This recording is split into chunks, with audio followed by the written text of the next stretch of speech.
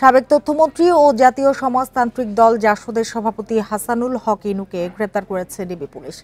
তার বিরুদ্ধে হত্যাসহ একাধিক মামলা রয়েছে। বিকেলে রাজধানীর উত্তরার একটি বাসা থেকে গ্রেপ্তার করা হয় তাকে। তিনি আওয়ামী লীগ নেতৃত্বাধীন ১৪ দলের অন্যতম নেতা। এর আগে গত ২২শে আগস্ট ১৪ দলের আরেক নেতা বাংলাদেশের ওয়ার্কার্স পার্টির সভাপতি রাশেদ খান মেননও গ্রেপ্তার হন।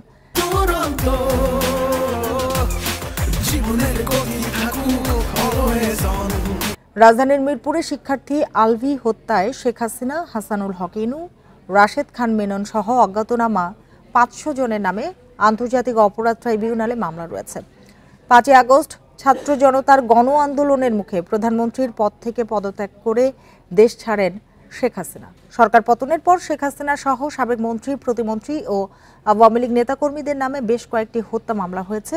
এসব মামলায় এরই মধ্যে গ্রেপ্তার হয়েছেন ক্ষমতাচ্যুত সরকারের বেশ কয়েকজন মন্ত্রী, প্রতিমন্ত্রী।